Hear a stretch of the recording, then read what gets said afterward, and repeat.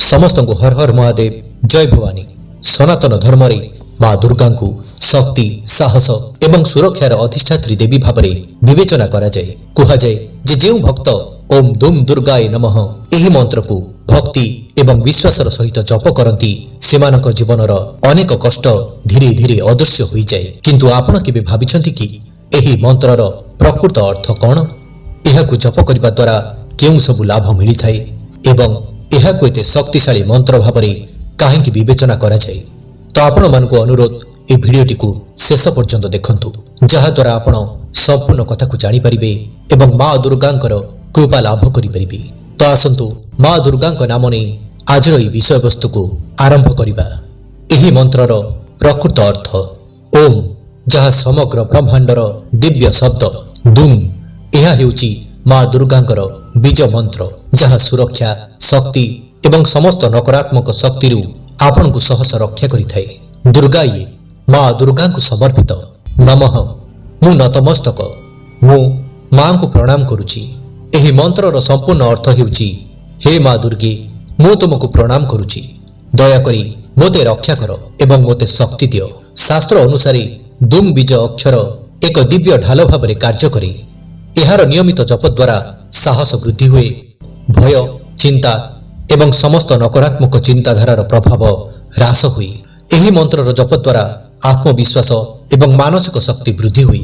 जेतेबेले जणे व्यक्ति प्रतिदिन एही मंत्रर जप करती सेमानकर मन अधिक स्थिर एवं सकारात्मक हो जाए।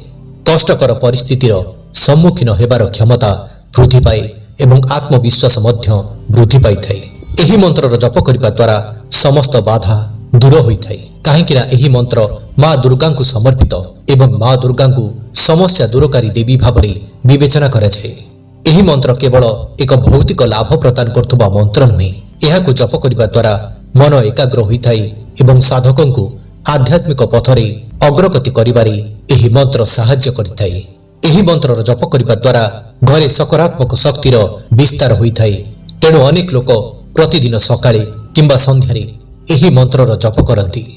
एही मंत्र परिवेशरे सकारात्मकता वृद्धि करे एवं घर को शांतिपूर्ण एवं पवित्र करिथाए बोली विश्वास करा जाए। जदि आपण देवी दुर्गांकर कृपा प्राप्त करने को चाहती तो नवरात्रि अष्टमी शुक्रवार किंबा प्रत्येक दिन एही मंत्रर जप करंतु। एही मंत्र जप करिबा देवी दुर्गा को पूजा करिबार एक सरल एवं प्रभावशाली उपाय बोली विवेचना करा जाए।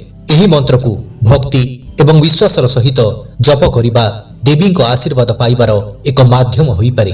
एही मंत्र जप करिबार सठिक पद्धति स्वच्छ आसन रे बसी जांतु एवं स्वच्छ वस्त्र परिधान करंतु एवं माँ दुर्गा फोटो किंबा मूर्ति सम्मुख रे दीप किंबा धूप जालंतु।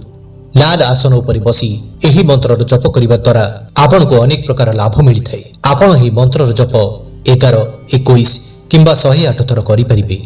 जप करिबा समय रे आपण को मन को शांत रखंतु। विश्वास एवं भक्तिर सहित एही मंत्रर जप करंतु।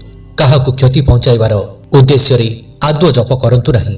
नियमितता बजाय रखंतु। बंधुगण, ओम दुम दुर्गाय नमः यह केवल एक मंत्र नुहे, परम देवी दुर्गा दिव्य शक्ति सहित संयोग करिबार एक माध्यम बोली विवेचना कराए।